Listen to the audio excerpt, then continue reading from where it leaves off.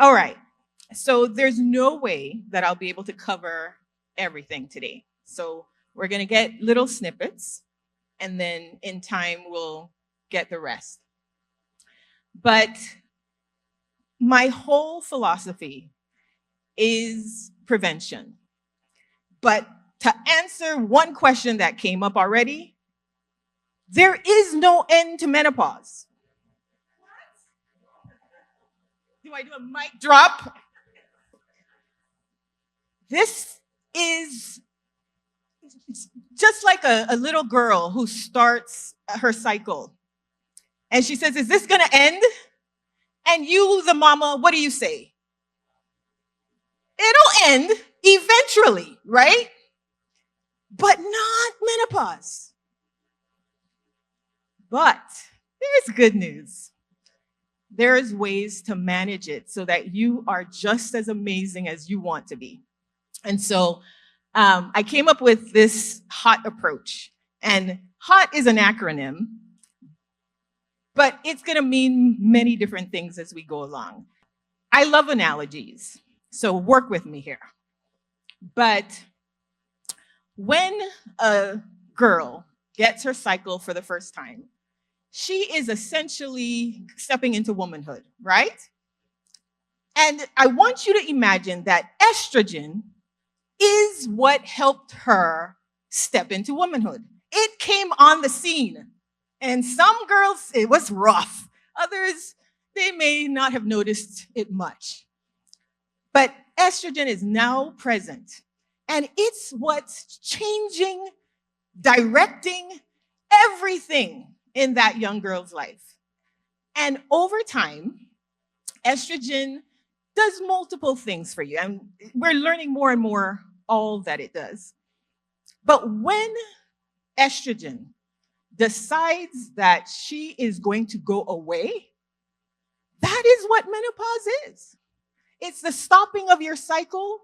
Estrogen is no longer calling the shots, no longer the star of the show. So you get to decide who the star in you can name your own estrogen. But in my mind, you know who I think of? Tina Turner. Oh my goodness. She, classy, and she kept having tours, and she did multiple farewell tours. So those of you who had a cycle 6 months ago and it just showed up, or a year ago and it just showed up again, the farewell tour is coming for an encore. Okay? So you're in that perimenopausal state where it's slowing down. Estrogen is not as present.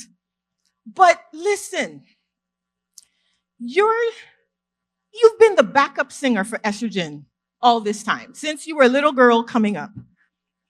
But the star of the show is going to retire, say farewell, and she is passing the mic to you. You get to control this now. You get to say. You don't have to jump when she says jump. You get to decide when you're going to jump. That's freedom. I mean, I won't lie. When the cycle stopped, I didn't think that was a bad thing. Freedom. But we look at it in a different way. And I want you to start to recognize it as the blessing that it could be if we do certain things. All right, here's my next one. There are certain things that's going to happen when estrogen says goodbye. Waving farewell. And there's 7 key points that I want, or 7 key parts of the body that get affected. And I have them listed from 1 through 7 in the order that sometimes people feel these symptoms. So somebody already said the hot flashes. Those are one of the first things that show up. The night sweats. So hormones are getting affected as the estrogen level drops. And then your energy. When you used to be able to do anything, anytime, gone. You got to plan your day. You got to figure out how much energy you got to do this because you just don't have as much as you used to. Estrogen is saying farewell, and that's the result. But part of that, too, is you now don't have, or you may not be eating as much foods high in vitamin B, the vitamin B family. you may not be consuming enough of those. So we're going to talk about that some more. Then who here has not had brain fog, where you are memory loss? You get up, you walk here, and you can't remember what you went there for. This is just wrong. But estrogen is saying farewell. And as a result, there's some foods that you're going to need to include in your diet to help that along. Vitamin D is the key part of this scenario to help that mind. Your muscles, all that cramping, especially at night. Oh my goodness. Okay, you can tell I know a little bit about this, right? So, again, there are certain things that you're going to be able to do. And I'm going to give you 7 foods to help this along. But magnesium is one of the nutrients that is a must to deal with that. And then your gut. Things, you get bloated. The digestive system just doesn't work. Before you were regular. And now, you might be struggling a little bit. Your heart. Did you realize that the years that we had extra estrogen being the star of the show was the same time the men in our age group may have been dying of heart disease or having heart attacks? Estrogen protected us. But now that it's saying farewell, our rates of heart disease jump. So we have to start doing things to protect our heart. Omega-3 is going to be the key nutrient that we're going to make sure you consume to help that along, so that we don't end up in a statistic, that we have a better situation. And then lastly, bones. As we get older, we know that people start to develop osteoporosis. But in us, it's just worse, because estrogen was helping to protect our bones. But now all of a sudden, with it gone, what's happening? You fall, you break something. That doesn't also have to happen. There's a way. We cannot prevent menopause. Menopause is. We can prevent some of these symptoms, though. We can manage it so much better. Go ahead and give me my next one. So this is my suggestion to you of how you're going to fix this. And I use the word fix, but help yourself along. Let me say it that way. So hot is going to be, you're going to hone in on hydration. O, you're going to optimize through nutrition. And T, you're going to tame some of those triggers. That 3-part HOT is going to be unbelievably helpful in terms of helping you manage this scenario that we call menopause. All right, here's our first order of business. Now, I purposely have it set up as hydration first, then optimizing nutrition, and then dealing with your triggers. I strongly suggest you do it in this order and don't hop, skip around. If I were to ask, how many things in our body require water? We'd be here all day. So it only makes sense that we must hydrate in order to help some of the situations that we're going through. Those hot flashes, that means your temperature. When people have a fever, what do we do? What do we do? Water, right? Is part of that therapy. You must take the time every day to hydrate. And I've given you 7 different options. Plain water, of course, is going to be ideal. But lemon water or lime in your water, it gives you that extra benefit. It has vitamin C in the citrus, and that's going to help you calm some of those hot flashes. So I have lemon water under hormonal. And then coconut water. It's a must for if you, in the Virgin Islands, where heat and hot weather is our lifestyle, you have to put back in some of the minerals, the electrolytes that you lose. And we are natural, we have it in abundance, so why not use it? And of course, there are alternative electrolyte thingamajigs, but I'm into natural as much as possible. So I'm suggesting coconut water. Green tea is going to be another option for you. And a little later, I'm going to explain about caffeine. So I'd prefer your green tea to be caffeine-free as much as possible. But the antioxidants in green tea helps with your mind, helps with some of that brain fog, helps it just settle you down a little bit. Herbal teas. Now, this is part of our culture, drinking tea. And any tea you choose that's not caffeinated. So chamomile tea would be an excellent one for the evening. It's going to make sure it helps relax you. Ginger tea could be an option, helps with circulation. But what do we have that they may not have that's in our backyard? Soursop tea is another excellent one that you can use in the evening. But this is, you almost want to do a ritual. This is what I drink in the morning. My lemon water with my green tea. This is what I'm going to do midday. My coconut water. And then this is what I'm going to do in the evening. My herbal tea, my calming tea. But I have two more things up there. One is vegetables that have a lot of water. Any vegetable that you bite into that's crisp and juicy, that's a water-rich vegetable. And it can be exceptionally great for you as part of your hydration situation. But then there's milk or milk products, high in calcium, so great for your bones, and again, will help with your hydration.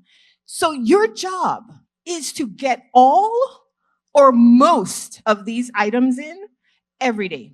And the amount of water you need to hydrate might differ from person to person, but just start. Now here, I'm going to answer a question that I know you're going to ask. I don't get thirsty. I don't feel, my body doesn't call for it. Have you ever said that? It doesn't call for it. And I had to listen to my body. Yeah, well, I'll tell you something. The thing that tells you that you're supposed to be thirsty, your thirst signal, as we age, wouldn't you know it ages too? And it don't work like it used to? And do you know your kidneys that used to send a message to your brain for you to drink, they got older too? And so they don't send the signal? So don't rely on how you feel. It got nothing to do with nothing. You must drink. Period. If you're in a cold place like this, you still need to drink. Optimize nutrition. These are your 7 foods that you must. Now, of course, there are others. And if you're allergic to one of these and you don't eat them, that's fine. There are others that we can substitute.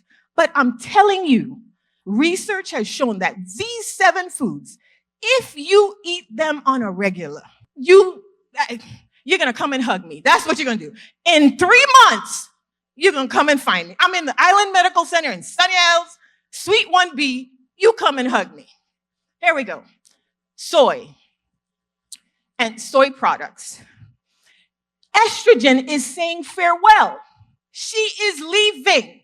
We could cry about it, which means you need more water, or you can find something that helps mimic the effects that estrogen had. So soy products have what they call phytoestrogens, which helps your body think it's getting a little estrogen. Now, I know you have heard that soy products are linked to cancer, specifically breast cancer. How many of you heard that before? All right. So it turns out that science is not 100%, and research is not always based on people. So the research that came up with that was based on mice. Hello, are we mice?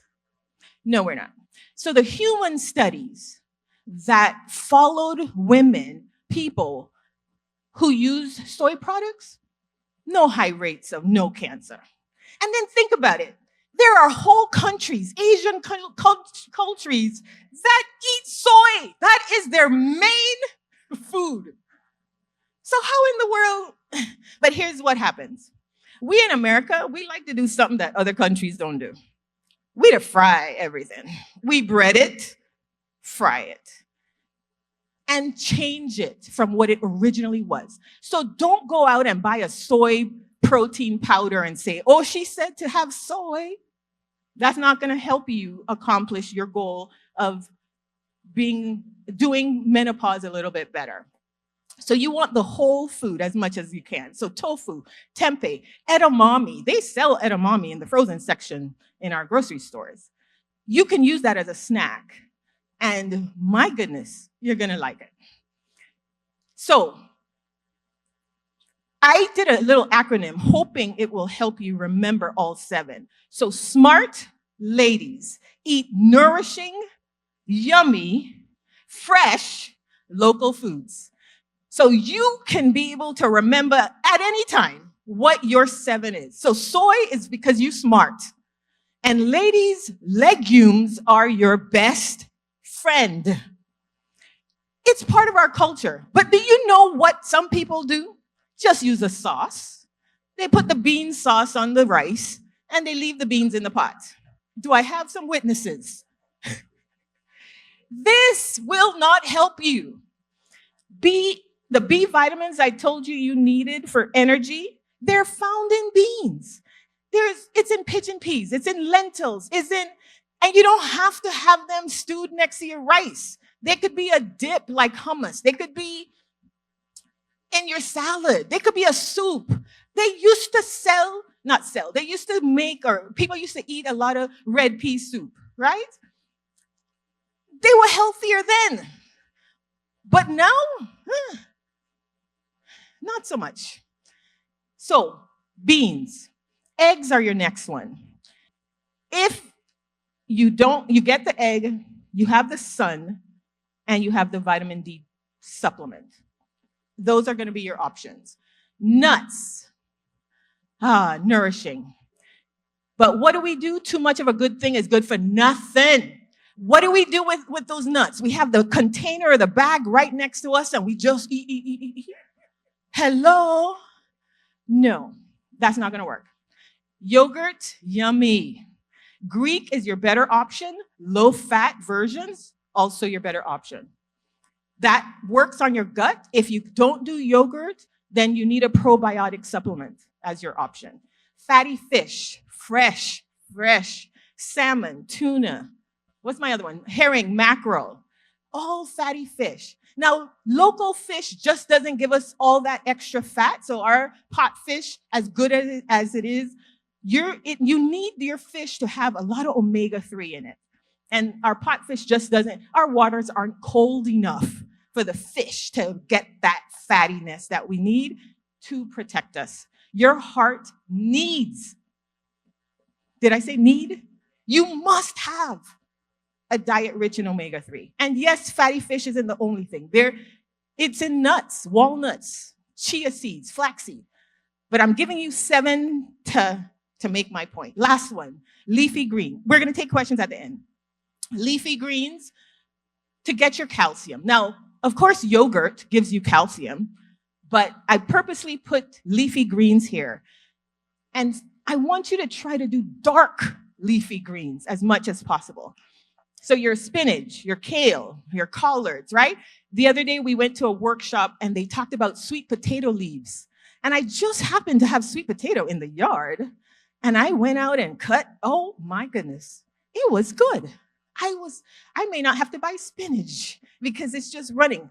And it's like a weed. So you could even if you don't have land, you could put it in a pot and that thing will grow and you can pick from it and make your dark leafy greens every day. All right, next, last one. Tame your triggers.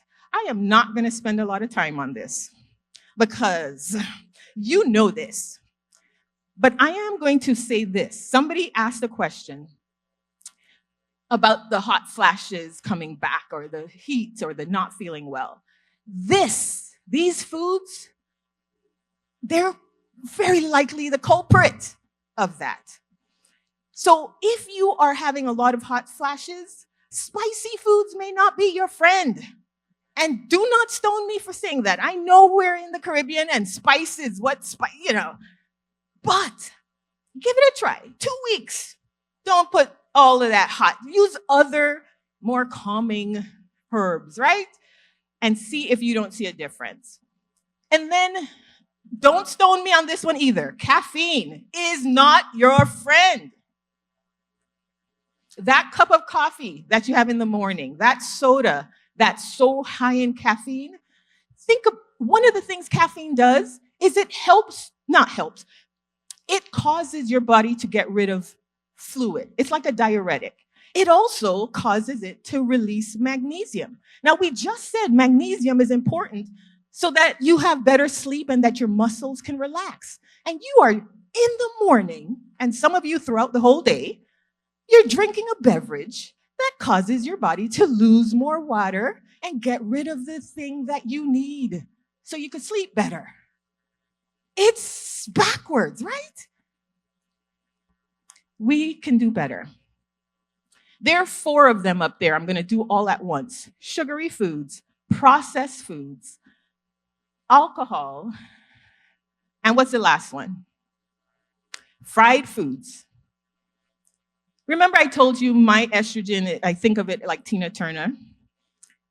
So at every concert, there are fans just going crazy for her, right?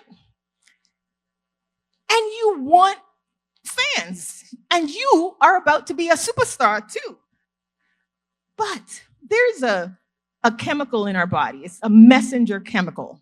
Very, very good. It helps send signals so that when something is wrong, it sends a signal so that your body says, oh, you need to send help here. It helps to make sure healing can take place. It makes everything run smoothly. So it's like a good fan, right? And I know you've seen this over the years, that crazy fan that disrupts everything, make a whole heap of noise, stalk the celebrity, that crazy fan, the same messenger chemical, it's called cytokine, that becomes a crazy, crazy piece of somebody. When you eat those 4 things or consume alcohol, including red wine, don't stone me. Those foods make that helpful messenger, cytokine, become a crazy piece of something. And it's now called an inflammatory chemical. It causes so much inflammation. It causes all kind of chaos. The brain cells that need to communicate so that you can have a thought that you can remember, it blocks it. It starts to break down your bones. Your bones deteriorate faster because this inflammation is there. You would not invite no crazy fan into your house. But we put the foods that do that to our body, we welcome them in. They are causing some of that chaos. Does it mean you're never going to eat them again? No. Does it mean every single day you put that in your... No. That's the change I'm encouraging you to make. So what can you expect to feel? In the first 2 weeks, your energy is going to improve. You're going to be less moody. I love that question, by the way. Snap, snap. You're going to have less bloating. Your cravings, which is what leads to some weight gain, is going to be improved as well. And that's just after 2 weeks. By week 4 to 6, you're going to see some really noticeable differences. The hot flashes and night sweats, will they go away completely? Maybe not. But will it be less intense? Yes. You'll be able to sleep better, have your mood be a bit more stable, more energy. And in 3 months, when you're coming back to say, I was right, you're gonna have better control over your weight because your metabolism will be working a little bit better. You're clearer thinking. you have more control. So the bottom line is you're doing small changes. Do not leave here thinking you have to have all 7 tomorrow and all, no. Pace yourself, right? You're gonna stay nice and hot and healthy. You're gonna be able to use food, use hydration as your tool to get things in order. The objective is to not try to do everything at once, but 1, 2, 3 steps at a time, add it in. I think you'll be pleased. Thank you.